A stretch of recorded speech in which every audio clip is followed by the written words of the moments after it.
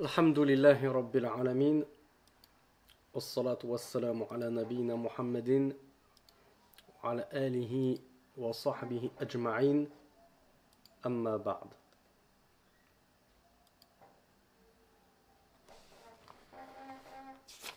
Assalamu alaikum wa rahmatullahi wa barakatuh.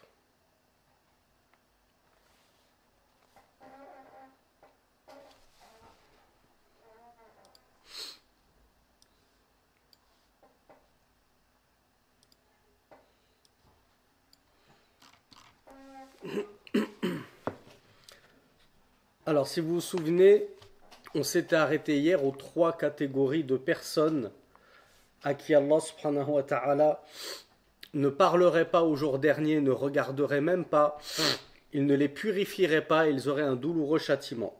Et la catégorie qui nous intéressait dans ce séminaire-ci, c'était bien entendu cet homme qui prenait Allah à témoin, donc il jurait sur Allah qu'il avait acheté sa marchandise tant et tant, alors que ce n'est pas le cas, histoire de vendre sa marchandise à un prix plus élevé que ce qu'elle vaut réellement. Bien sûr que, je vous rassure, hein, c'est une question qu'on reçoit souvent, est-ce qu'on a le droit de se faire quand même un petit peu de bénéfice? Si la marchandise, je l'ai achetée 10 euros et que je la revends 20 euros, est-ce que c'est halal, mes frères et sœurs? C'est quoi le pourcentage à respecter de bénéfice? Est-ce que j'ai le droit de vendre ma marchandise 2 fois le prix qu'elle m'a coûté? Voilà, bravo Dhun Nourayn. Les savants ont dit qu'il n'y a pas de seuil, il n'y a pas de limite, tant que tu ne nuis pas aux autres, que tu ne lèses pas les gens, que tu ne causes pas d'injustice, que ça reste raisonnable. Ça dépend ça dépend aussi de la nature du produit et de la nature de l'effort que tu as dû fournir pour apporter ce produit. Parce que imaginez que moi, je vais vous chercher une plante exotique qui ne se trouve qu'en Australie. Je suis obligé de me payer un billet d'avion aller-retour à 1000 euros rien que pour te ramener cette chose d'Australie. Ben forcément que je vais devoir me prendre un certain pourcentage qui va couvrir les frais de déplacement. Tu peux pas demander à ce que je te vende un produit qui coûte 1000 euros à seulement 1010 euros, avec un bénéfice de 10 euros, alors que moi, pour obtenir ce produit, j'ai dû débourser de mon argent personnel des centaines et des centaines d'euros. Donc il n'y a pas de mal à se faire un bénéfice bien conséquent s'il le faut, à la hauteur de tes efforts, tant que tu ne portes pas préjudice aux gens en cela. Genre par exemple, imaginez-vous qu'on vit une crise du logement. Plus personne n'arrive à se loger. Toi, tu as un appartement. Les gens, ils le louent en général 500 euros leur appartement. Et ben toi, ton appartement dont le loyer vaut normalement 500 euros, tu vas profiter de cette crise pour le louer 1000 euros. Alors que normalement, avant la crise, toi-même, tu le louais 500 euros. Mais là, tu vas doubler. Est-ce que tu as le droit de te faire un bénéfice comme ça normalement? Oui, de base, j'ai le droit de me faire un tel bénéfice. J'ai le droit de louer mon appartement 1000 euros si je veux. Mais là, tu es en train de nuire aux gens. Pourquoi? Parce qu'on vit une crise. Ils n'arrivent plus à se loger. Et toi, tu profites justement de cet état comment on appelle ça, cet état de détresse, merci, des gens pour abuser d'eux et en profiter pour doubler tes tarifs. Donc le Cheikh Ibn Baz, rahmatullahi alayhi, nous disait, hein, on termine sur la fatwa, enfin sur sa parole qu'on a vue hier, ce qu'il est obligatoire à l'ensemble des musulmans. C'est la crainte d'Allah dans les transactions, comme nous l'avons vu hier. De prendre garde à ne pas tomber dans les causes qui vont susciter la colère d'Allah subhanahu wa ta'ala et son châtiment douloureux qu'il a promis aux gens de la triche, aux gens de la trahison, aux gens du mensonge. Tout comme il est obligatoire à tous de s'enjoindre mutuellement la vérité, la sincérité et le conseil, et la crainte d'Allah dans l'ensemble de nos œuvres, dans l'ensemble de nos situations. لأن في ذلك سعادة الدنيا والآخرة, comme nous l'avons vu, le cheikh nous disait que si on appliquait tout ça, on aurait une communauté et on aurait des nations et des pays sur la bonne guidée, complètement réformés. Il n'y aurait plus de soucis. Donc, tout le bonheur dans ce bas monde et dans l'au-delà découle de notre accrochement au Coran et à la Sunna et au respect des ordres d'Allah subhanahu wa ta'ala.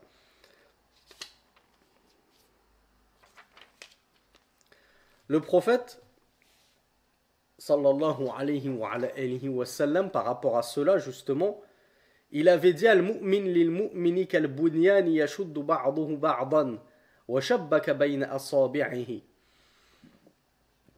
Dans un hadith qui est unanimement authentique, donc ceux qui veulent la source, Sahih al-Bukhari numéro 2446 et Sahih Muslim numéro 2585, a dit que le croyant est, pour le croyant, tel un édifice se soutenant l'un l'autre, se soutenant mutuellement, réciproquement, et il entrecroisa ses doigts. Imaginez-vous la charpente d'un édifice, la toiture d'un édifice, on va entrecroiser les, comment on appelle ça là, les trucs de bois là, les gros blocs de bois. Comment on appelle ça déjà, des poutres, voilà. On va entrecroiser les poutres en bois pour solidifier la charpente et tout l'édifice. Donc le musulman est pour le musulman tel un édifice qui se soutient mutuellement. Si la partie droite de la charpente et de l'édifice lâche, est-ce que la partie gauche elle est viable, elle tient toute seule comme ça dans les airs? Non, elle s'écroule. Eh bien pareil pour les musulmans. Si on ne se soutient pas mutuellement les uns les autres, eh bien notre Ummah s'écroule, notre communauté s'écroule, notre force s'écroule. Et c'est ce qui se passe actuellement. Faut pas s'étonner si les juifs, les sionistes nous mettent la pâtée en Palestine. Où sont les musulmans? Où est le monde musulman? Comment ça se fait qu'on ne soutient pas nos frères en Palestine?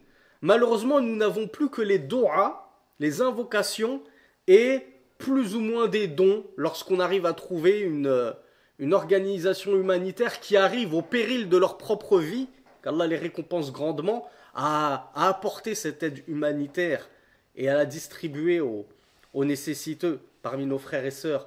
Mais de base, ça ne doit pas venir de nous, le changement. Le changement, il doit venir aux plus hautes échelles. C'est ceux qui ont la gouvernance, c'est ceux qui possèdent le pouvoir. C'est à eux de s'unir tous en disant « personne ne touche à un cheveu d'une musulmane ».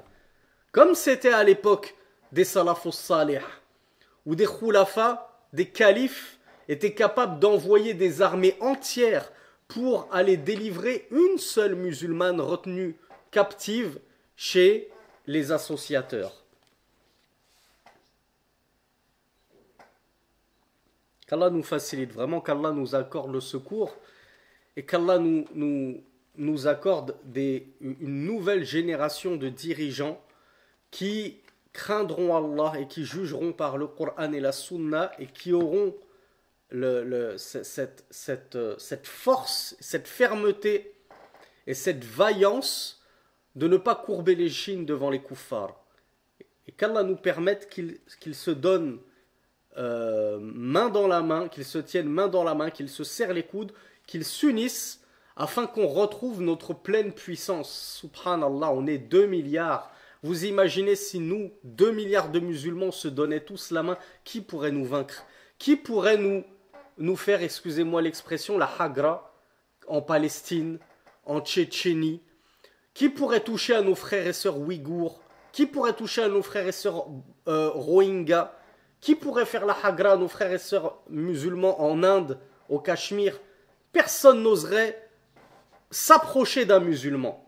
Tellement il saurait que quiconque touche à un musulman, c'est toute la Ummah de l'islam qui se dresse et qui se lève pour lui porter secours. Mais comme on est loin de cette théorie qu'on lit comme ça dans nos hadiths, on les lit dans les mosquées, et lorsqu'il faut les mettre en pratique, malheureusement, il n'y a plus personne. Et je sais que bon nombre d'entre nous, on a envie On a envie de bien faire, mais malheureusement, on se dit, qu'est-ce qu'on va faire à notre échelle? Nous, on est des petits gouvernés. On peut rien faire. C'est pas nous qui détenons les rênes.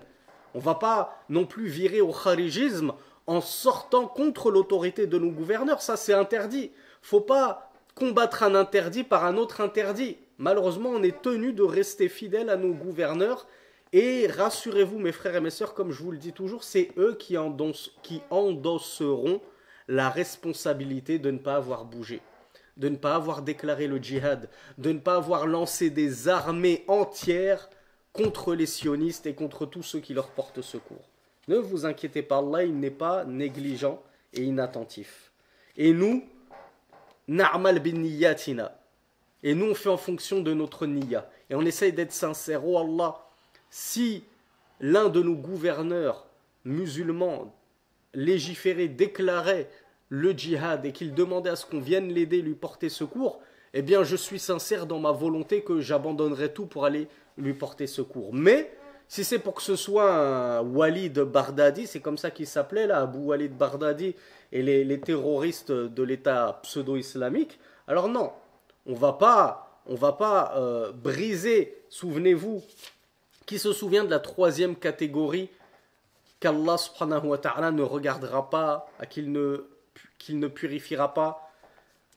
Dans le hadith qu'on vient de lire, enfin celui juste avant, sur lequel on a terminé le cours d'hier, qui se souvient c'est quoi la troisième catégorie? Voilà, bravo Al-Taïr. C'est celui qui prête allégeance à un gouverneur pour la dunya. Nous, si on prête allégeance à nos gouverneurs, si on les écoute et qu'on leur obéit, c'est pas pour la dunya, c'est parce que c'est Allah qui nous l'a ordonné. C'est Rasulullah sallallahu alayhi wa sallam qui nous a dit de ne pas sortir d'un empan de l'autorité du détenteur de l'autorité. Donc c'est par soumission, non pas envers mon gouverneur, ce n'est pas pour lécher les bottes des dirigeants, ce n'est pas par matralisme et wahhabisme et imam du sultan ou je ne sais pas quoi, où on nous traite de tous les noms d'oiseaux qu'on le fait. C'est par soumission envers Allah et son prophète. Je reste fidèle à mon gouverneur et je ne sors pas de son autorité. Je ne sors pas commencer à prendre mon drapeau. Qui même me suivent, on va aller libérer la Palestine. Et on commence à faire comme les Khawarij ont fait. Et regardez comment ça a fini. Regardez l'effusion de sang dans tous les pays. Donc ne vous inquiétez pas, nous, Allah nous jugera selon notre niyyah. Et il sait parfaitement si l'occasion se présentait, est-ce qu'on sortirait ou non? Est-ce qu'on bougerait ou non? Ou bien est-ce qu'on est des justiciers masqués du clavier, hein, sur Twitter, sur TikTok, on est des gros durs, hein, on poste des anachids en boucle et des drapeaux noirs et des slogans et tout. Et à la première occasion où on ouvrirait les portes du djihad, on serait les derniers à quitter le petit confort qu'on a en France, en Belgique, où on est bien installé derrière notre PlayStation 5.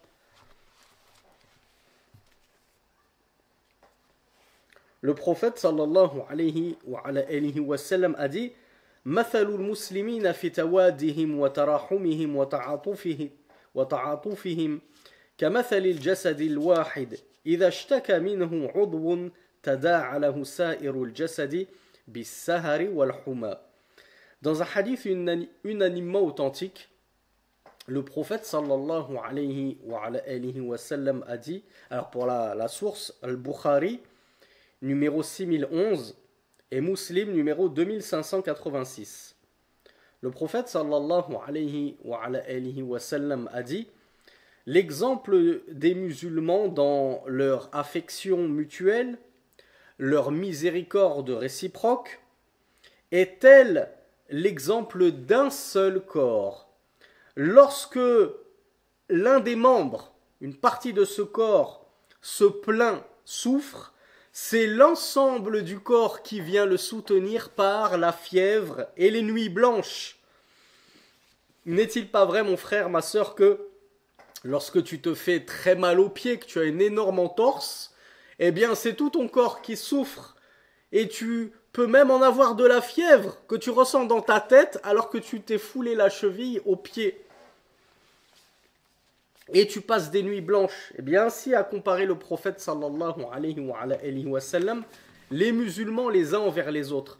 Quand on voit nos frères souffrir, même à 10 000 kilomètres de chez nous, on souffre de leur souffrance. On est triste de leur tristesse. Et celui qui, à défaut de ne pas pouvoir aider ses frères palestiniens, ouïghours, syriens, centrafricains, indiens, etc., comme je vous le dis toujours, on en a, ils se prennent pour des héros du clavier, ils se prennent pour les néo-moudjahidines, mais ils n'ont que le mot Palestine à la bouche, et en fait, ça ne devient même plus le secours d'Allah et de la religion d'Allah, mais ça devient un secours limite politisé. Pourquoi Palestine uniquement? C'est quoi les musulmans n'existent qu'en Palestine? Les musulmans opprimés et tous les autres, ils ont moins de valeur? Un Ouïghour a-t-il moins de valeur qu'un Palestinien? Un Syrien, un Yéménite, musulman sunnite, a-t-il moins de valeur qu'un Palestinien? C'est quoi cette focalisation sur la Palestine? Bien sûr que la Palestine, il y a un véritable génocide depuis des dizaines d'années. Mais quand on s'émeut, on doit s'émouvoir pour tous nos frères et sœurs. Rasulullah il nous a dit dans notre affection mutuelle, on est comme un seul corps. Tu touches à un musulman dans le monde, même en Occident, je vois des frères migrants par exemple, africains, musulmans, qui se font par exemple embêter, que ce soit en Occident ou dans d'autres pays. J'ai mal pour eux, j'ai de la peine pour eux, je souffre pour eux. Et ça, c'est l'exemple des véritables musulmans. Ils sont comme un seul corps. Alors, fin des propos de Cheikh Ibn Baz, rahmatullahi alayhi. Wujubu birril walidayn. Le propos d'aujourd'hui, principalement, on va porter sur la bienfaisance envers les deux parents. Le Cheikh Ibn Baz nous dit Inna Allah qarana haqqa al-walidayn bihaqqihi fi ayatin kathira. Allah subhanahu wa ta'ala a jumelé le droit des parents à son propre droit dans de nombreux versets coraniques, tels que وَاعْبُدُوا اللَّهَ وَلَا تُشْرِكُوا بِهِ شَيْئًا وَبِالْوَالِدَيْنِ إِحْسَانًا dans la sourate An-Nisa, les femmes, numéro 4, verset numéro 36, Allah subhanahu wa ta'ala nous dit et adorez Allah et ne lui associez rien, et envers les deux parents la bienfaisance, c'est-à-dire et Allah a prescrit en outre de son monothéisme pur et de s'éloigner de l'association, la bienfaisance envers les deux parents. Regardez comment, tout de suite après le tawhid, qu'est-ce qu'Allah a demandé et commandé aux musulmans? La prière, la zakat, le jeûne.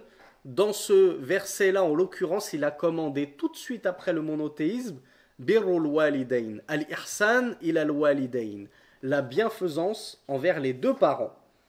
Dans un autre verset, Allah nous dit وَقَضَى رَبُّكَ أَلَّا تَعْبُدُوا إِلَّا إِيَّاهُ وَبِالْوَالِدَيْنِ إِحْسَانًا.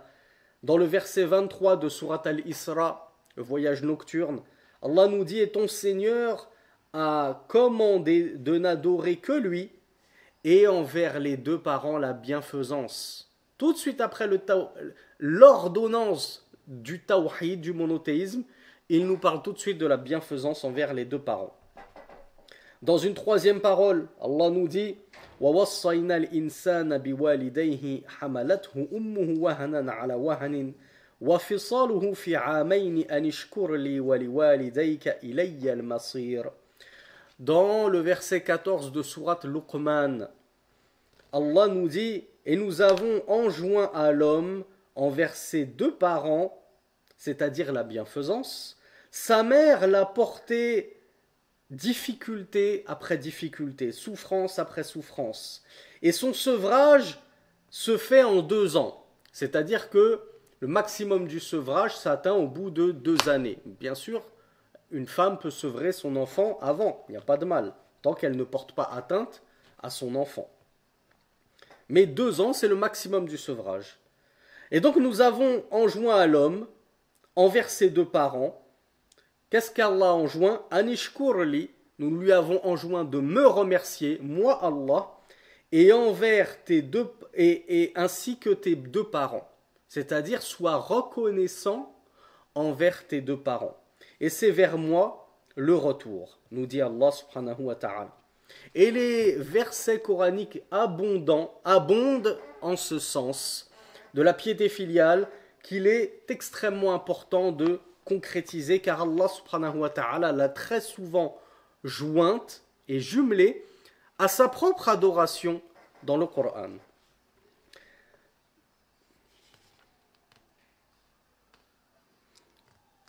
Cheikh Ibn Baz nous dit, ces versets-là indiquent l'obligation d'être reconnaissant envers nos parents pour leur bienfaisance. Nous, on doit leur porter de la bienfaisance parce que eux-mêmes ont été bienfaisants envers nous lorsque nous étions enfants. Min hayni wujida fi batni ummihi ila an istaqalla bi nafsihi wa arafa masalihahu. Qui d'entre mes sœurs là qui est présente au séminaire sur Zoom est maman? Qui parmi vous a déjà enfanté? Est-ce que je sais qu'en général vous êtes très jeunes à me suivre? Est-ce qu'on a des mamans? Il y a un Malek qui me dit qu'elle regarde son séminaire avec sa mère. Ah bah c'est bien, c'est très bien. Eh bien ta mère, Malek, pourra confirmer. Ah, on a quelques sœurs qui sont mamans. Qu'est-ce qu'il nous dit, Cheikh Ibn Baz? Il nous dit que les parents ont été bienfaisants envers nous depuis déjà le moment où nous étions dans le ventre de nos mères. Alors, les chères mères là, qui nous écoutent, qui sont avec nous, est-ce que vous confirmez ou il a menti, Cheikh Ibn Baz? Est-ce que vraiment, lorsque l'enfant n'était qu'un fœtus dans votre ventre, vous avez été bienfaisante envers lui? Vous aimez beaucoup les anecdotes? Je vais vous citer une anecdote. Comme vous le savez, pour ceux qui me connaissent un petit peu, ma mère n'était pas musulmane, elle était chrétienne, c'est une Française pure souche. Et elle a mis beaucoup de temps à accepter l'islam. Elle s'est convertie à l'islam alors que j'avais à peu près 10 ans. Donc imaginez-vous, elle est restée 10 ans dans la mécréance, quand bien même elle savait que le christianisme n'était pas la vérité. Mais elle n'avait pas franchi le pas de la conversion à l'islam. Ma mère, elle se vante de ça pour me rappeler les droits qu'elle a sur moi. Elle me dit souvent, tu sais que lorsque j'ai appris que j'étais enceinte, j'ai arrêté de manger du porc et j'ai arrêté de boire du vin. Parce qu'avant, ma mère continuait à manger du porc. Elle était chrétienne, soi-disant, puisque les vrais chrétiens, soi-disant, les vrais suiveurs de Jésus, ne sont pas censés manger du porc. D'ailleurs, je vous renvoie à la publication que j'ai faite suite à un extrait vidéo sur Jésus, le véritable amour de Jésus qu'on a donné. Et on a parlé de Paul de Tarse, qui a réinventé la religion de Jésus, qui a plutôt travesti la religion de Jésus, et qui a tout détruit. Il a détruit toute la loi mosaïque. Jésus a dit la loi ne passera pas d'un iota. Paul, il arrive, il a dit il n'y a plus de loi. Toute la loi est contenue dans tu aimeras pour ton prochain ce que tu aimes pour toi-même. Donc il n'y a plus de prière, plus de jeûne, plus de voile, plus de circoncision, plus d'interdiction de consommer certains aliments, etc., etc.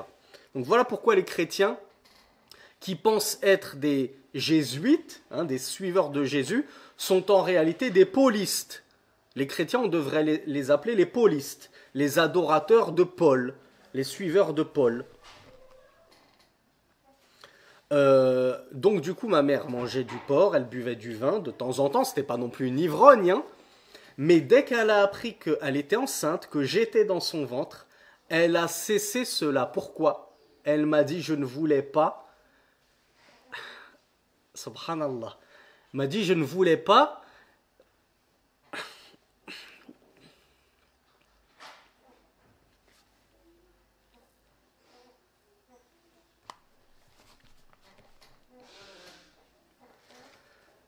Elle m'a dit, je voulais pas que tu me le reproches un jour plus tard. Subhanallah, elle avait peur elle se doutait bien que j'allais grandir dans l'islam, puisque mon père était officiellement musulman, en tout cas il se réclamait de l'islam. Donc elle savait que ses enfants allaient grandir dans l'islam suivant la religion du papa, et elle avait peur qu'un jour, je lui en tienne rigueur alors que je n'étais que dans son ventre. Elle avait peur que je lui dise, quand j'étais un fœtus, tu m'as alimenté de porc, tu m'as alimenté d'alcool. Alors que comment on pourrait tenir rigueur à sa mère d'une chose qui n'était que dans son ventre. Donc ça, c'est juste une petite anecdote, un tout petit exemple pour vous montrer, regardez l'amour que les mères portent à leurs enfants avant même qu'ils ne viennent au monde.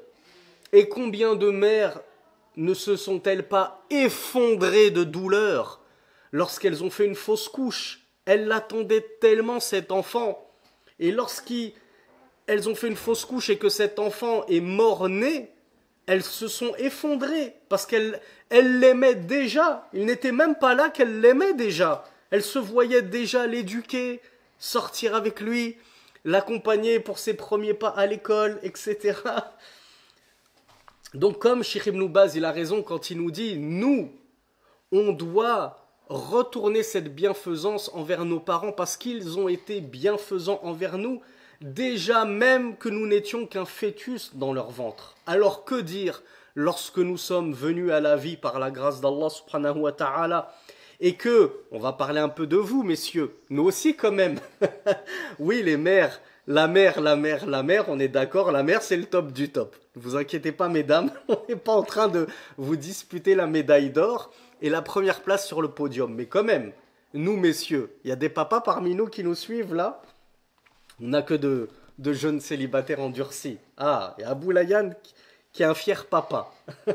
Eh bien Abou Layan, combien de nuits blanches n'as-tu pas faites lors des premières fièvres de ton enfant, où tu es obligé de l'emmener à l'hôpital à 3 heures du matin et tu es incapable de fermer l'œil de la nuit tant qu'on ne t'a pas dit que ton enfant est guéri et qu'il peut sortir de l'hôpital.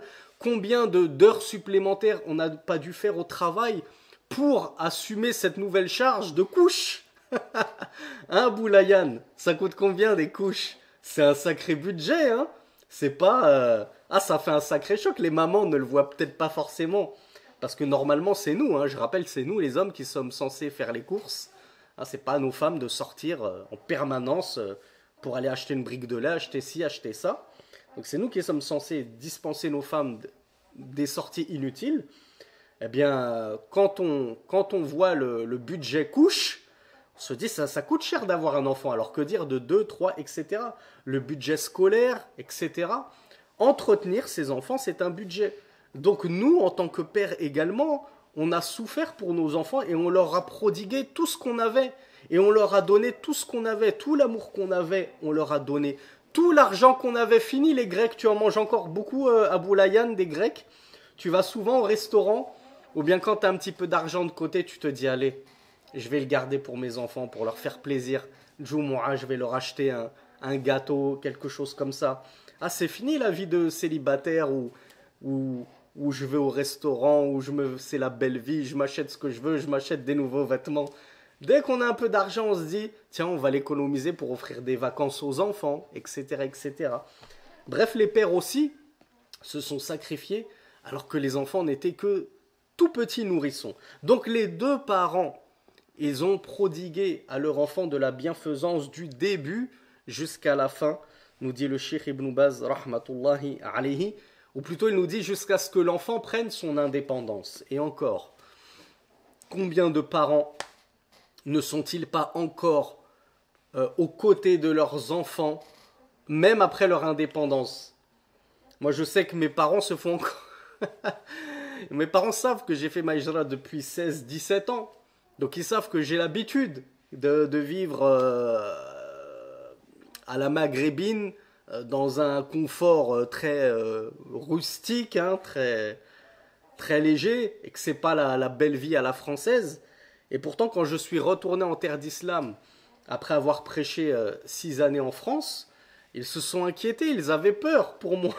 Alors que, ça y est, j'étais quarantenaire, j'avais mes 3 enfants. Eh ben, ils se font encore du souci pour toi, tes parents, les pauvres. Et parfois, ils se font du souci pour tes propres enfants. Quand tu tombes malade, je me rappelle, une fois, deuxième anecdote, euh, ceux qui me suivent depuis très longtemps, là je m'adresse aux vrais guerriers, là, les vrais fidèles de la première époque. Je sais même pas s'il y en a un seul parmi vous, là, sur Zoom actuellement. Ceux qui m'ont connu depuis les tout débuts de ma da'wa, sur le net en tout cas, qui remonte à peu près 3-4 ans, 4 ans, ouais. 4 ans minimum que j'ai commencé la da'wa sur Internet. Avant cela, j'étais uniquement dans les mosquées. À un moment, j'ai attrapé le Covid. Et ça s'était vu dans une, dans une vidéo, je crois que c'était dans la playlist Al-Aqidah Tahawiya. Donc ceux qui ne me suivaient pas à cette époque-là en direct, peut-être que vous avez regardé cette playlist il y a quelques temps. Et vous avez vu que dans certaines vidéos, j'avais un nez énorme, il avait doublé, il était tout rouge. Je parlais avec une voix de canard comme si j'étais enrhumé, mais en fait c'était le Covid. J'avais perdu le goût, j'avais perdu l'odorat. Ça me brûlait, ça me piquait tout autour de la région nasale. Et suite à cela, ou pendant cela, j'ai passé, je crois, 2-3 jours à l'IT. Et ça correspondait à une période où j'avais envoyé ma femme et mes enfants chez ma belle famille dans le sud de la France pour qu'ils visitent. Ça devait être les vacances scolaires, quelque chose comme ça. Donc du coup, j'étais tout seul à la maison et Allah m'a éprouvé de cette épreuve. Donc j'avais même pas ma petite épouse, même pas moindre enfant pour m'aider à ne serait-ce que m'apporter un verre d'eau, un Doliprane. Et ceux qui me connaissent savent que j'aime pas me plaindre, j'aime pas demander quoi que ce soit, etc. Donc j'ai rien dit à mes parents et je sais pas si ma femme était au courant et qu'elle a fini par l'apprendre, je ne sais comment. Et donc c'est arrivé jusqu'aux oreilles de mon père. Donc il m'a appelé et il m'a dit tout va bien. Je lui ai dit alhamdoulilah. Mais il entendait avec ma voix de canard qu'il y avait un souci. Il m'a dit non, non, on m'a dit que si, que ça. J'ai dit non, ça doit être une petite grippe, ça va passer, Inch'Allah. Il m'a dit est-ce que tu as fréquenté quelqu'un qui était positif? Là, je ne pouvais pas mentir. Effectivement, j'avais un de mes élèves qui était venu me visiter et il m'avait prévenu en plus. Il m'avait dit sache que j'ai été contrôlé positif. Donc on avait essayé de garder nos distances, mais Allah fait ce qu'il veut. Et visiblement, j'aurais attrapé à son contact le Covid. Et donc du coup, quand j'étais obligé d'avouer à mon père qu'en fait j'étais au lit, que je pouvais même pas me lever pour aller acheter le moindre Doliprane à la pharmacie, que j'étais tout seul, euh, bah, il s'est déplacé, il est venu jusqu'à chez moi. Alors je vous rassure, mon père il habitait à une demi-heure de chez moi, mais malgré tout, mon père, à cette époque-là, il avait quoi 70 ans, mesquine le pauvre. 70 ans, alors que je lui ai dit, il m'a dit j'arrive, je vais m'occuper de toi. Je lui ai dit non, ça va pas, tu bouges pas, reste chez toi, c'est bon, c'est juste une petite grippe, arrête de t'en faire. Mais mon père, bon, mon père en plus il est un petit peu hypochondriaque, donc lui il faut surtout pas lui parler de maladie, il en fait des caisses. Une simple fièvre c'est déjà alarmant pour lui, alors si vous lui dites que j'ai le Covid, d'ailleurs soit dit au passage, subhanallah, durant cette épreuve, j'ai cru que j'allais mourir. Parce que, comme vous le savez, le Covid, j'avais aussi des difficultés respiratoires qui, jusqu'à aujourd'hui encore, j'en ai des séquelles. J'ai pas le même souffle, ne serait-ce que quand je lis le Coran de longs versets, j'arrive pas à finir des versets que je finissais à l'époque. Et c'est vrai que plusieurs fois dans la nuit, j'ai cru que j'allais mourir étouffé de manque de souffle. Donc c'était vraiment un Covid très sévère et donc mon père a vraiment cru qu'il allait me perdre. Donc il s'est déplacé, il est parti à la pharmacie pour demander à la pharmacienne tout un tas de médicaments pour ça. Mais comme vous le savez, à l'époque le Covid c'était tout nouveau. Donc les médecins étaient dépassés, les pharmaciens étaient dépassés, personne ne savait comment traiter cette maladie. Donc mon père mesquine, il est venu à midi pour m'apporter des médicaments, pour m'apporter un petit peu à manger. Il est revenu le soir, 2 fois dans la même journée. Il est revenu le lendemain matin, etc. Il me mettait des serviettes d'eau froide sur la tête parce que j'étais brûlant, etc. À 70 ans, regardez l'amour d'un papa. 70 ans, il est là à s'occuper de son vieux garçon de 40 ans avec sa barbe grisonnante. Donc comment nous, on pourrait, subhanallah, ne pas retourner toute cette bienfaisance envers nos parents qui tiennent tant à nous. Et c'est pour ça que ça déchire le cœur de voir j'allais dire cette nouvelle génération, mais en réalité ça a toujours existé. Déjà moi, ma génération des années 80, il y avait des insolents, des mal élevés, des sales gosses, hein, excusez-moi l'expression, mais là vraiment ils méritent ce titre, des sales gosses qui manquent de respect à leurs parents, qui leur parlent de travers, qui osent porter la main sur leurs parents, après tout ce qu'on vient de dire sur la souffrance que les parents ont eue pour toi, jusqu'à ce que tu atteignes ta maturité et ton indépendance, et toi c'est comme ça que tu leur retournes tout ce qu'ils ont dépensé pour toi d'amour, de temps, d'énergie, de santé, d'argent.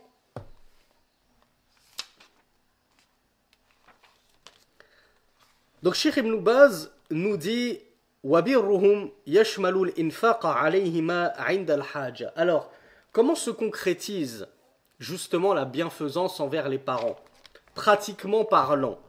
Comment se matérialise-t-elle? Cheikh Ibn Baz nous dit la bienfaisance envers les parents, ça englobe déjà le fait de dépenser pour eux s'ils ont besoin. Imaginez que vos parents sont pauvres. Ils n'ont plus les moyens de payer leur loyer. Ils vivent en terre d'islam où ça n'existe pas, le chômage, etc., la pension d'invalidité ou je ne sais quoi. Ben, imaginez qu'à 70 ans, ton père, il n'a plus aucune réserve. Il a épuisé tout ce qu'il avait économisé. Il n'y a pas de retraite, il n'y a pas d'assurance retraite ou je ne sais pas comment ça s'appelle. Eh bien, qui doit entretenir tes parents? Tu les places dans un hospice, comme le font les mécréants en général, sachant qu'un hospice, ça coûte une fortune en plus. Cheikh Ibn Baz nous dit, tu dois dépenser pour eux s'ils sont dans le besoin. Si ton père, il n'arrive plus à payer le loyer, à qui incombe le loyer de ton père? À toi, mon cher frère. À toi. Je dis mon cher frère parce que, en tant que femme, vous, mes sœurs, vous n'êtes pas censés subvenir aux besoins de vos parents si vous avez des frères.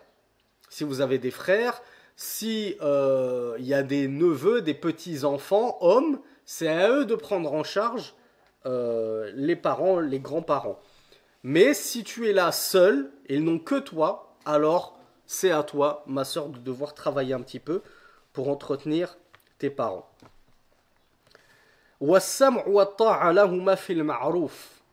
Deuxième acte de bienfaisance, deuxième matérialisation de cette bienfaisance, écouter tes parents et leur obéir comme ça, mutlaqan, de manière absolue. On l'a vu, il me semble, dans ce séminaire, dans le convenable uniquement, dans l'ordonnance d'Allah subhanahu wa ta'ala et ses permissions. Mais dans les interdictions d'Allah, on n'obéit pas à nos parents. Alors le cheikh n'en parle pas évidemment, mais moi je me permets d'ouvrir une petite aparté parce que c'est une question qu'on nous pose beaucoup. Et moi je vais vous la poser la question, puisque vous allez, si vous n'êtes pas tous concernés, d'ici quelques années vous allez être tous concernés, j'en suis presque sûr. Enfin moi j'en suis sûr. Ensuite, Allahu A'lam. C'est la hijra. Puisque actuellement, très peu d'entre vous, vous êtes capables de... en tout cas, je parle pour les frères et sœurs qui vivent en Europe. Hein, j'ai quelques frères qui me suivent d'Afrique, que ce soit l'Afrique du Nord ou l'Afrique subsaharienne, à qui je passe d'ailleurs un grand salam, à mes bien-aimés frères d'Afrique et sœurs. Mais la plupart d'entre vous, vous résidez en Europe et principalement en Belgique et en France. Et vous n'allez pas me dire que vous êtes dans la capacité de pratiquer correctement et ouvertement votre islam. Sans vouloir vous être irrespectueux, si vous osez dire ça, c'est que vous ne connaissez pas l'islam. Vous ne savez pas ce que c'est que l'islam. Un musulman, et pire encore, un prêcheur, imam, qui vous dit « en France, on peut pratiquer notre islam », il faut savoir s'adapter un peu, bricoler, mais sinon il n'y a aucun souci à pratiquer son islam. Bah, dites-vous que c'est un imam et un prêcheur qui ne connaît pas la religion. Et moi, à votre place, si j'ai prié derrière lui un Jumu'ah, je recommencerai ma prière. Je ne fais pas de takfir, mais je dis par prudence, moi je recommencerai ma prière. Je ne prierai pas derrière une telle personne qui dit qu'on peut pratiquer son islam en France correctement, alors que l'islam, c'est l'exact opposé de la République française. Puisque la République française, c'est le shirk dans ce qu'il y a de pire. C'est l'islamophobie poussée à son paroxysme. C'est tout faire pour faire oublier Allah aux gens, jusqu'à les endoctriner, leur faire des propagandes dès le plus jeune âge. Donc celui qui nous dit en France on peut pratiquer l'islam, c'est que soit il ne sait pas, il ne connaît même pas son pays, hein, il croit vivre en France mais on ne parle pas de la même France, soit c'est sa religion qu'il ne connaît pas. Et généralement c'est souvent le deuxième cas de figure, c'est sa religion qu'il ne connaît pas, parce que la France il la connaît. Il sait très bien qu'en France on interdit la majorité des rites, une grande partie des rites de l'islam, ne serait-ce que l'adhan. Tu l'entends, toi, l'adhan, chez toi, en France? Non? Et les sons des cloches des églises, tu les entends? Oui? Ah, d'accord. Donc nous, musulmans, on peut bien pratiquer notre religion en France, c'est ça. Et les chrétiens, non. C'est les chrétiens qui sont bafoués. Donc la personne, peut-être qu'elle prétend être musulmane, alors qu'en fait, elle a confondu avec le christianisme. Ou je ne sais quoi. Quoi qu'il en soit, la question qui vient, est-ce que lorsque je vais être dans une situation de hijra, que je dois faire la hijra, et que mes parents, eux, ne veulent pas me suivre en hijra, et je vais même pousser le bouchon encore plus loin, et non seulement ils ne veulent pas me suivre en hijra, mais en plus ils me disent on a besoin de toi, ne nous abandonne pas. Qu'est-ce que je dois faire dans ce cas de figure, akhi ukhti?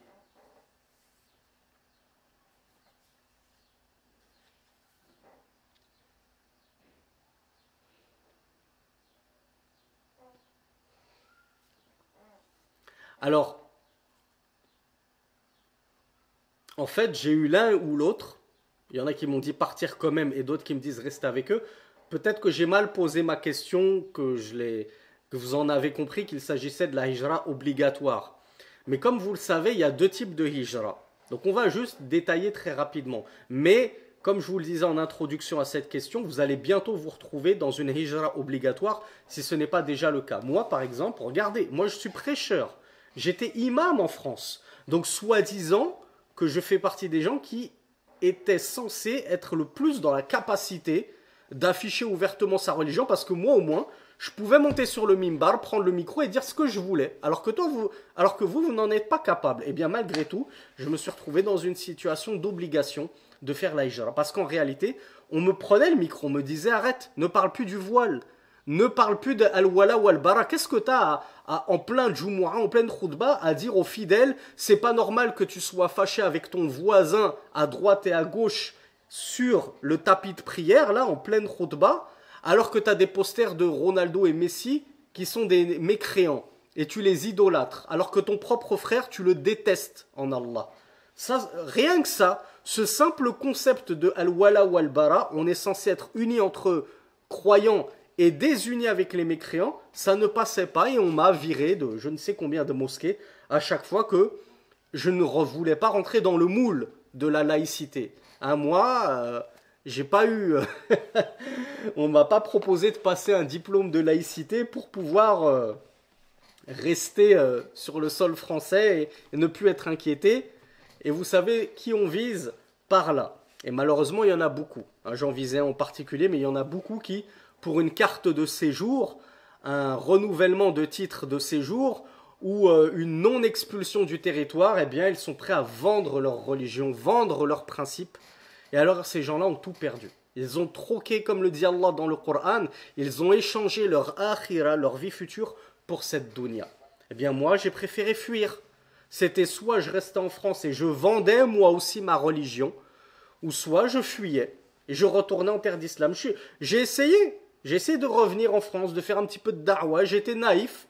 Je me suis dit, je vais pouvoir faire quelque chose. Mais au bout de 6 ans, j'ai vite compris qu'il n'y avait rien à construire en France.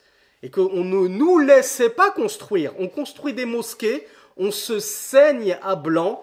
On met 5 millions, on arrive à réunir 5 millions d'euros pour construire une mosquée. Au bout d'un an, elle est déjà fermée par le préfet. Parce qu'il n'y avait pas il n'y avait pas comment on appelle ça, d'escalier d'issue de secours là, ou je sais pas quoi, où il n'y a pas une petite marche pour les chaises roulantes là, les handicapés. Il n'y a pas de marche, donc non conforme, donc on ferme la mosquée. Ils trouveront toujours la petite bête pour nous fermer nos mosquées, nos instituts, etc., etc. Donc il n'y a rien à construire en France, ni en Belgique, parce que la Belgique est en train de devenir la copie conforme de la France. On est à peu près à 80%. Je sens que ça va bientôt arriver au modèle français. Et pareil aussi pour la Suisse. Imaginez-vous que si déjà la da'wa de Tariq Ramadan, un pur Ikhwani, ne leur plaît pas, que dire de la da'wa de vérité, de celui qui appellerait vraiment au tawhid et au désaveu du shirk et des mushrikines. Vous pensez que lui, on le laisserait faire da'wa en Suisse, tranquille? Ou au Canada? Hein, on a des personnes qui vivent aussi au Canada et qui pensent pouvoir vivre paisiblement leur islam au Canada. On a des gens au Texas qui ont le culot de nous dire on peut pratiquer totalement sa religion au Texas. Ça, c'est le genre de personnes qui on leur dit soit vous ne connaissez pas le Texas, mais comme ça fait 3 ans que vous y êtes, on pense que vous connaissez relativement bien quand même, soit plutôt, et c'est ce qu'on craint pour vous, vous ne connaissez toujours pas l'islam. À votre grand niveau de da'wa, où on n'entend que vous sur TikTok à nous casser les oreilles avec vos vidéos tous les jours, vous prêchez une religion que vous ne connaissez toujours pas. Et le cœur de cette religion, le tawhid, et le concept d'alliance et de désaveu, vous ne le connaissez toujours pas. Puis vous voulez prêcher l'islam. Depuis le Texas, depuis les États-Unis, ce pays qui est le plus grand soutien d'Israël, et qui, sans les États-Unis, il n'y aurait pas autant de morts en Palestine, et il n'y aurait pas eu tous ces printemps arabes. Mais toi, tu viens t'installer au Texas, et tu viens nous parler de religion, tu viens nous expliquer la religion. Donc, mes frères et mes sœurs, comme je le disais, il y a 2 types de hijra. Il y a la hijra qui est obligatoire lorsque tu ne peux plus justement pratiquer ouvertement ta religion. Tu ne peux plus affirmer le monothéisme, tu ne peux plus condamner le shirk et les mushrikines, tu ne peux plus te désavouer d'eux, c'est-à-dire que tu fais comme Ibrahim, Rasulullah sallallahu alayhi wa sallam, le prophète Ibrahim qui a dit à son propre père et à tout son peuple, lui et tous les grands croyants derrière lui, Inna bura'a'u minkum, nous nous innocentons de vous, nous nous désavouons de vous et de ce que vous adorez en dehors d'Allah. Kafarna bikum. Nous lavons les mains de vous. Nous mécroyons en vous et en vos croyances hérétiques. Wabada bainana wa bainakumul adawatu wal barda'u abadan. Et l'inimitié, l'animosité régnera entre vous et nous. À tout jamais. À tout jamais. Hatta tu'minu billahi wahda. Jusqu'à ce que vous croyez en Allah seul. C'est-à-dire jusqu'à ce que vous embrassiez le véritable islam. Mais si vous restez sur votre polythéisme, votre mécréance, alors à tout jamais il y aura une scission entre vous et nous. C'est ça l'alliance et le désaveu. Je n'ai rien à faire au milieu de vous. J'ai rien à faire au Texas. J'ai rien à faire en Angleterre. J'ai rien à faire au Canada. J'ai rien à faire en France et en Belgique.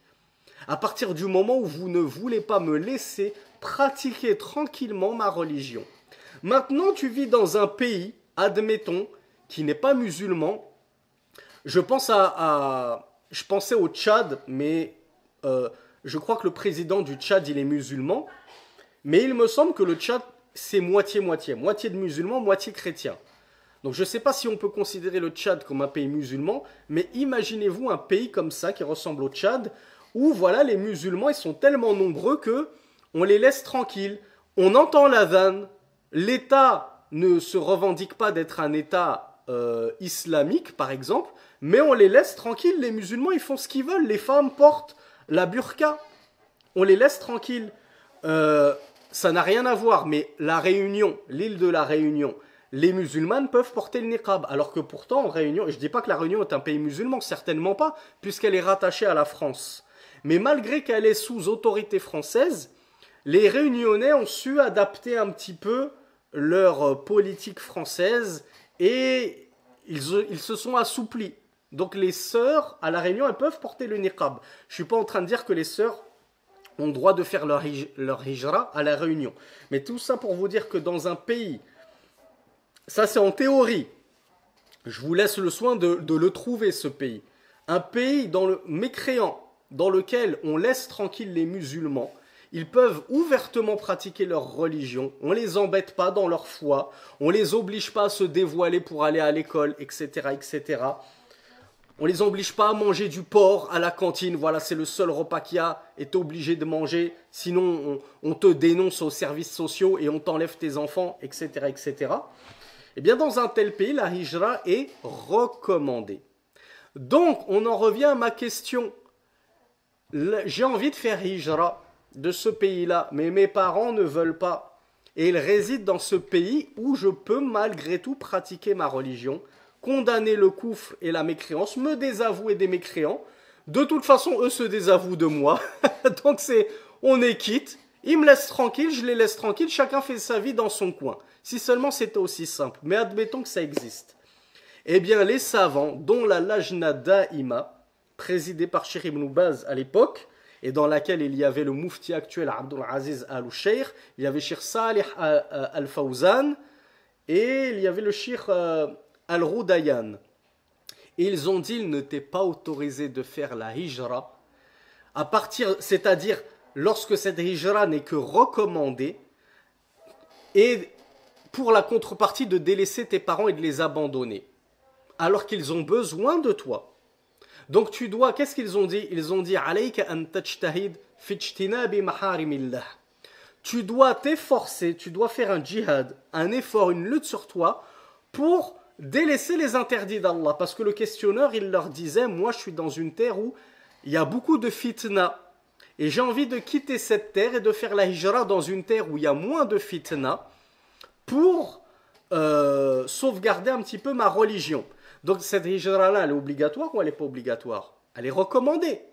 Tu vis dans une terre où tu peux exprimer ta religion, tu es tranquille, on ne t'embête pas, mais c'est juste que tu es tenté. Il y a de la fitna, mais il y a de la fitna partout de nos jours. D'ailleurs, on a posé cette question à une autre instance qui a répondu, mais dans quel pays il n'y a plus de fitna? Maintenant, même en Arabie Saoudite, il y a de la fitna. À Médine et à la Mecque, ils sont préservés. Mais regardez à Riyad, ou je ne sais plus si c'est à Jeddah, où on invite des chanteurs, des rappeurs, des Rihanna et compagnie. Donc même dans ce pays qui nous est le plus cher à notre cœur, il y a de la fitna. Tu vas en voir partout.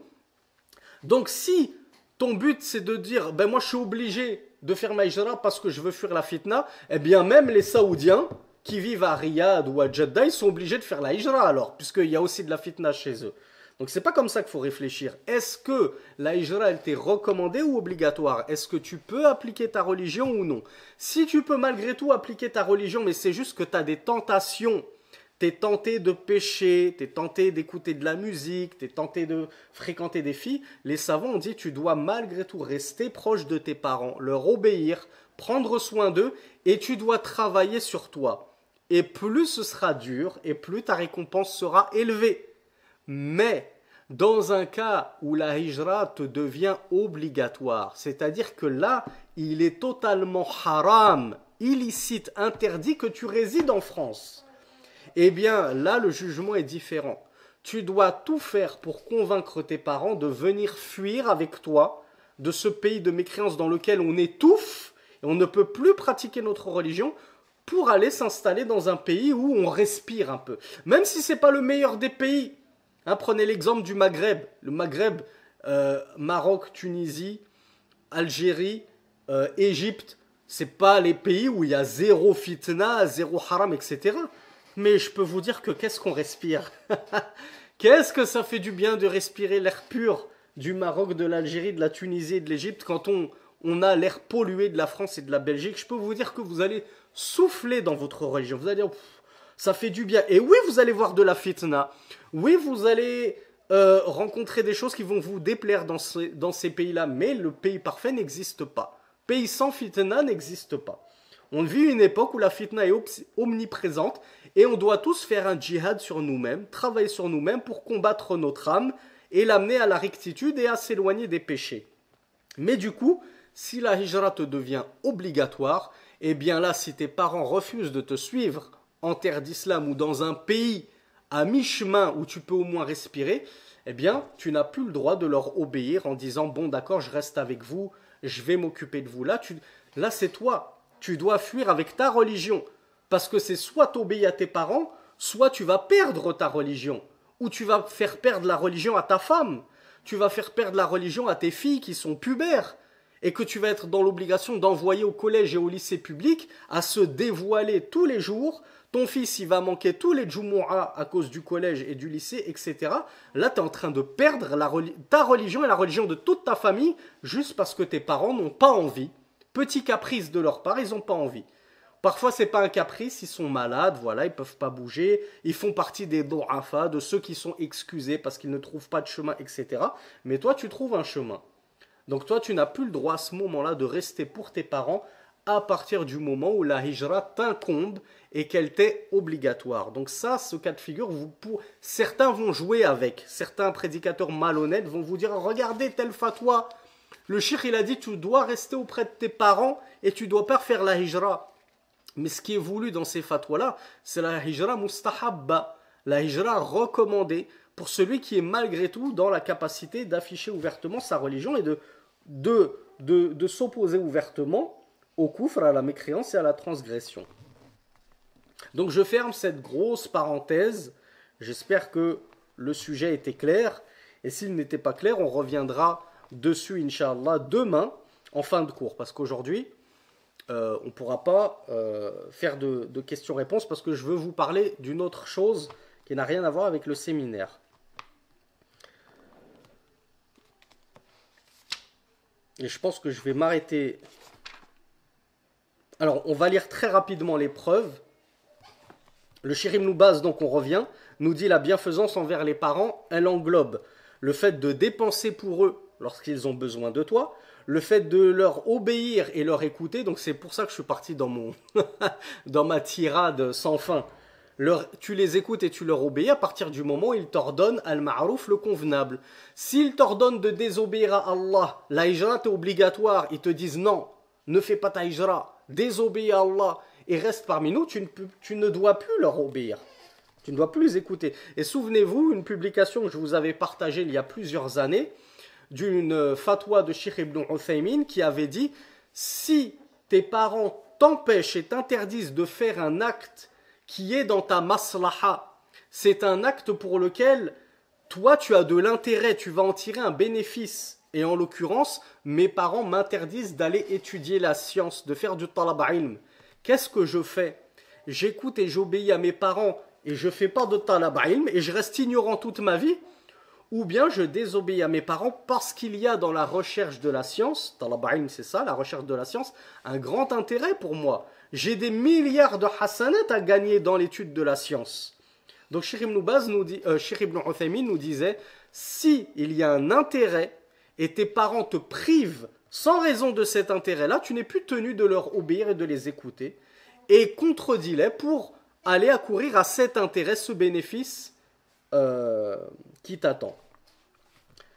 Autre chose pour concrétiser birrul walidain, khafdul janah ilahuma, le fait d'abaisser pour elles l'aile de l'humilité, comme nous le dit Allah subhanahu wa ta'ala dans le Coran. Wa adamu raf'i as-sawti alayhima, il y a le fait de ne pas élever la voix au-dessus de tes parents. Ça rentre dans la bienfaisance envers les parents. Wa mukhatabatuhuma bil kalami at-tayyib, le fait de t'adresser à eux avec de bonnes paroles et non pas avec de mauvaises paroles, un langage grossier, un langage vulgaire, ou pire encore en les insultant.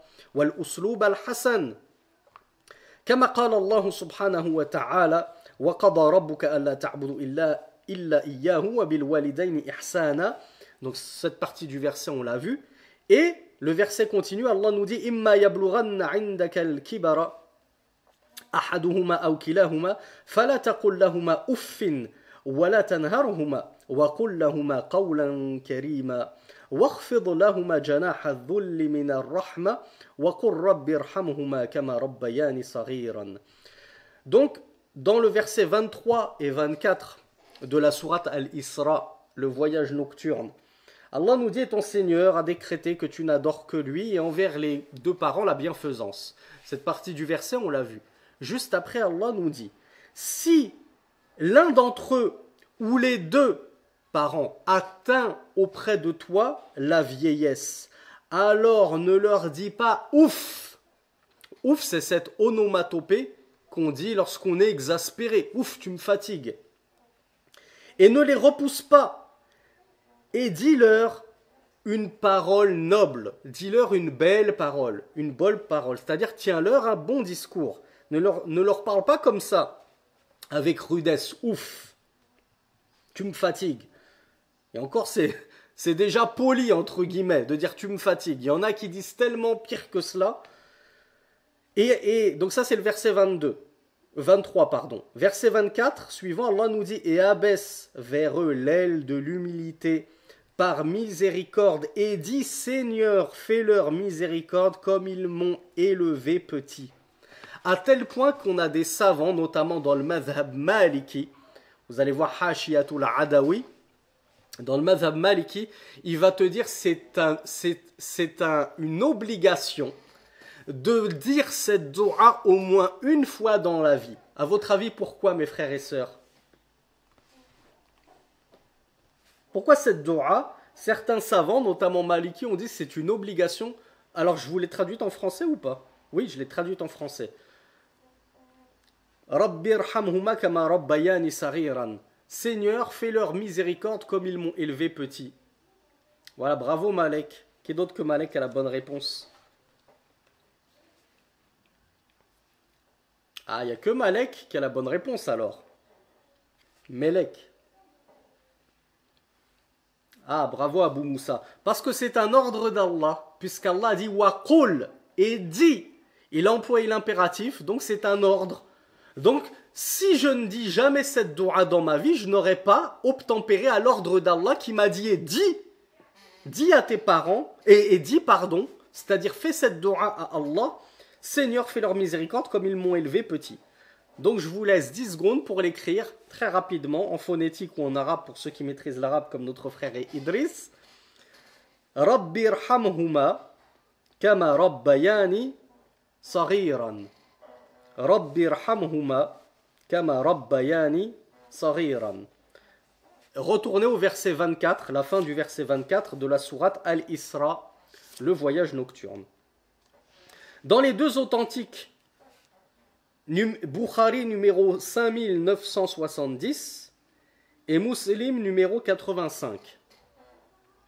Allah nous dit le prophète sallallahu alayhi wa sallam a été questionné ayyul amali afdal. Quelle œuvre est-elle la meilleure? فقال الصلاة على وقتها. Alors le prophète sallallahu alayhi wa sallam a répondu la prière en son temps. La meilleure de toutes les œuvres, c'est la prière en son temps. On ne fait surtout pas sortir la prière de son temps. N'est-ce pas, mes chers amis, écoliers, étudiants et travailleurs? D'où la nécessité de faire la hijra lorsque vous n'êtes plus dans une situation où on ne vous laisse pas faire la prière en son temps. On a dit au prophète puis quoi d'autre? Il a dit birrul walidain.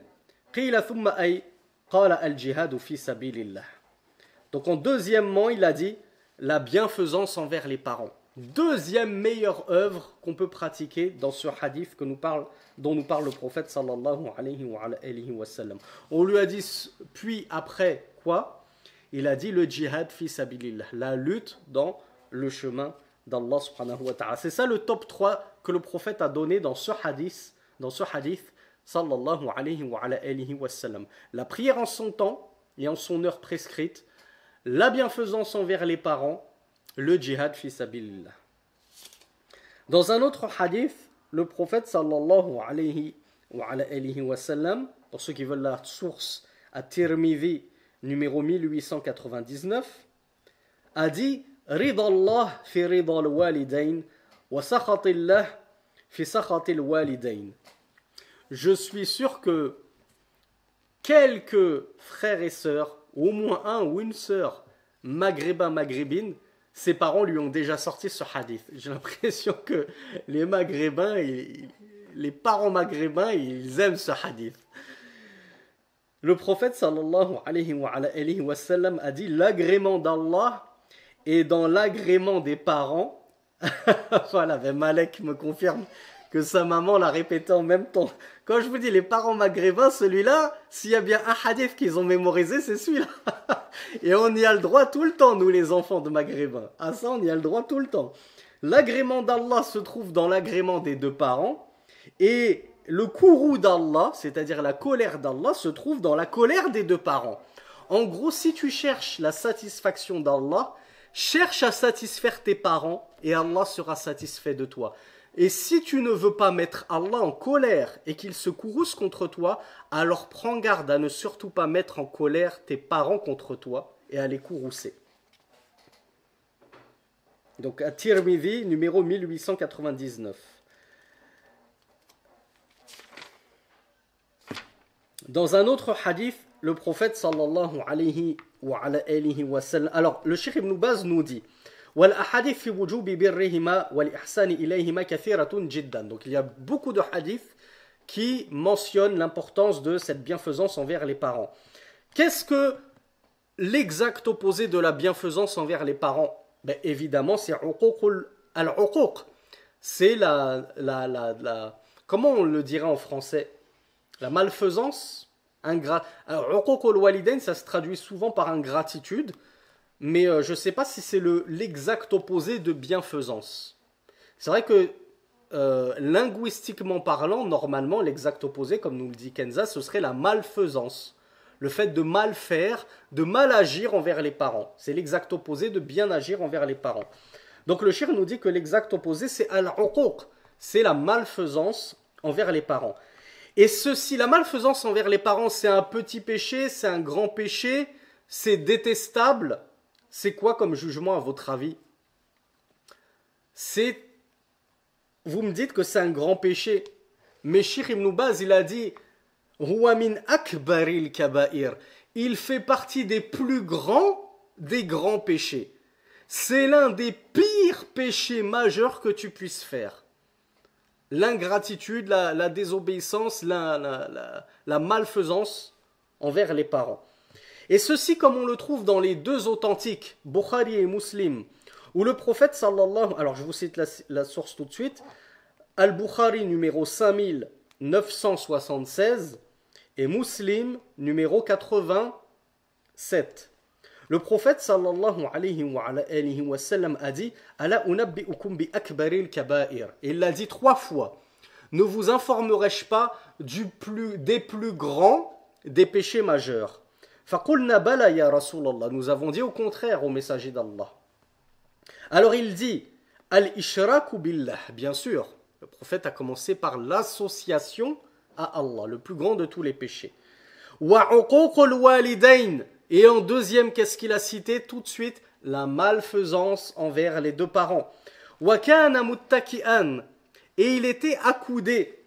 Alors, il s'assit, il se redressa, il s'assit. فقال ألا وقول الزور ألا وشهادة الزور. Et n'est-il pas, c'est-à-dire que fait partie des plus grands péchés majeurs également, قول الزور وشهادة الزور. Est-ce que ça fait penser à quelque chose que nous avons vu il y a 2 cours de cela, il me semble. Et n'est-il pas que fait partie des plus grands péchés la parole mensongère et le faux témoignage? Alors, oui, vous me dites Al-Mujamala, c'est vrai. Moi, je pensais à autre chose. Et d'ailleurs, alhamdoulilah, qu'Allah m'y fasse penser, je me suis corrigé sur YouTube. La vidéo est uploadée, mais elle n'est pas encore en public. Hein. Comme je vous l'ai dit, je vous laisse toujours le privilège de la fraîcheur des cours. Et je les mets en public uniquement au bout d'un mois. Mais j'essaye de me réécouter quand j'ai du temps. Et si je vois que j'ai fait un lapsus, je me corrige automatiquement. Et là, j'ai vu que j'avais fait un lapsus. Donc, je vous le dis tout de suite. Quand je vous avais dit, le pire des péchés, c'est le shirk billah. Et certains savants ont vu que pire que le shirk billah, le pire des péchés, c'est de parler sur Allah sans science. Et notamment Ibn al-Qayyim, il a bien détaillé ce sujet. Et je vous ai dit parce que le parler sur Allah sans science, ça rentre dans l'associationnisme, dans le shirk. Et en fait, c'est une étourderie, c'est le contraire. Les savants ont expliqué que, notamment Cheikh Saleh Al-Fawzan, qui a dit que c'est le shirk billah qui rentre dans le fait de parler sur Allah sans science. Et c'est pour ça que parler sur Allah sans science, il est au-dessus de la pyramide des pires péchés. Un cran au-dessus du shirk lui-même. Pourquoi? Parce que, qu'est-ce que le shirk, mes chers frères et sœurs? Si ce n'est parler sur Allah sans science. Quand les chrétiens disent Jésus est le fils d'Allah, quand les juifs disent Uzair est le fils d'Allah, quand les hindous disent les vaches sont les filles d'Allah, quand les polythéistes disent que les anges sont les filles d'Allah, etc., est-ce autre chose que de parler sur Allah sans science? Donc vous voyez, le shirk lui-même, il rentre dans le fait de parler sur Allah sans science. Mais comme l'a expliqué Cheikh Fawzan et d'autres savants, parler sur Allah sans science, eh bien forcément ça englobe le shirk et autre que le shirk. Voilà pourquoi il est le pire des péchés. Donc c'est à ça que ça me fait penser lorsque le prophète sallallahu alayhi wa sallam, après avoir mentionné en tout premier que le pire des péchés c'était le shirk, puis il nous dit la malfaisance envers les parents, il s'est redressé, il a dit, et le faux témoignage, et les faux propos, le mensonge, eh bien quand tu parles sur Allah sans science, tu es en train de mentir. Et le shirk rentre dans le fait de parler sur Allah sans science. Voilà pourquoi ça en fait le pire des péchés. Dans les deux authentiques, et ce sera le dernier hadith de ce cours, et je vous laisserai tranquille, et je m'excuse de vous avoir autant retardé. Dans Al-Bukhari, numéro 5973, et dans Muslim, numéro 90, le prophète sallallahu alayhi wa sallam a dit Min al-kaba'ir shatmu rajuli walidayhi. Le prophète sallallahu alayhi wa sallam a dit fait partie des péchés majeurs le fait que l'homme insulte ses deux parents. Alors, est-ce que vous, ça ne vous choque pas ça? Comment ça, un homme qui insulte ses deux parents, ça existe? Bien, c'est justement ce que lui ont demandé les compagnons. Ils lui ont dit, Ya Rasulallah, wa hal yasubbu rajul walidayhi. Regardez, dans cette époque-là d'ignorance, même les compagnons étaient choqués et ils se sont interloqués. Et ils ont dit, ô messager d'Allah, mais est-ce qu'un homme insulterait ses deux parents? Mais à leur époque, c'était impensable. Maintenant, en 2024, on entend ça, on dit, bah oui, normal, tout le monde insulte ses parents. Plutôt, ce qu'il faut demander, c'est ce qu'il y en a qui joignent la main à la parole, le geste à la parole. Mais insulter, c'est devenu courant. Tout le monde insulte ses parents. Qui n'insulte pas ses parents? Donc, Rasulullah sallallahu alayhi wa sallam leur a dit, Naam, oui. Yasubbu aba rajuli, fayasubbu abahu, wa yasubbu ummahu, fayasubbu ummahu. فجعل صلى الله عليه وعلى آله وسلم التسبب في سب الوالدين سبا لهما. Donc Rasulullah sallallahu alayhi wa alayhi wa sallam leur a dit oui, l'homme va insulter le père d'un tel. Et alors en retour, et en conséquence, un tel va insulter le père de cet homme qui a commencé les insultes.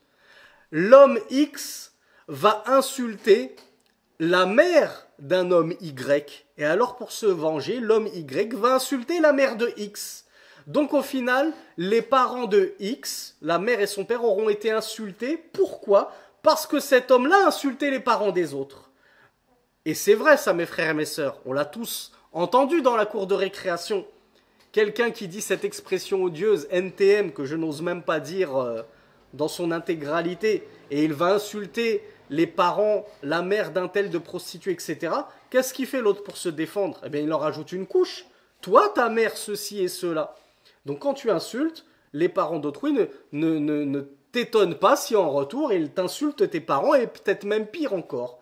Et donc, tes parents auront été insultés à cause de quoi? Qu'est-ce qui aurait été l'élément déclencheur? Ton insulte à toi. Oui, c'est l'autre qui les a insultés, tes parents. Mais c'est de ta faute s'ils ont été insultés. C'est toi qui as commencé, qui as ouvert les hostilités. Donc il est obligatoire pour tout musulman et toute musulmane de prendre soin de cette bienfaisance envers les deux parents, de leur prodiguer toute la bonté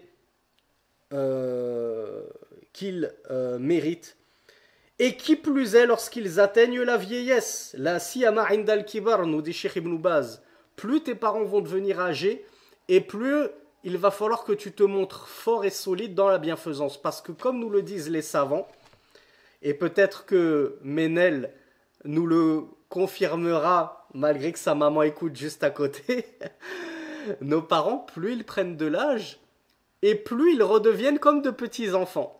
Hein, au début, c'est face. Quand on a 10 ans, nos parents, ils sont cool, ils sont gentils, etc. Pas de problème. À 20 ans, ça se passe toujours plus ou moins bien, mais bon, il y a quelques petits accrochages. Quand je commence à avoir 40 ans, et que mes parents, ils ont atteint 70 ans, dès que je les appelle pas un dimanche, et que ça commence à bouder. Oh, tu nous as oubliés. Ah, on n'existe plus pour toi. Il n'y en a plus que pour ta famille, etc.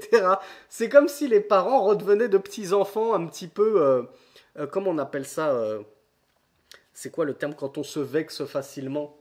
Susceptible, voilà. Avec l'âge, forcément, les parents deviennent susceptibles. Ils deviennent plus irritables qu'à l'époque. Hein. Un truc qu'à l'époque, ils ne voyaient aucun mal. Maintenant, si tu le fais, ils vont s'énerver.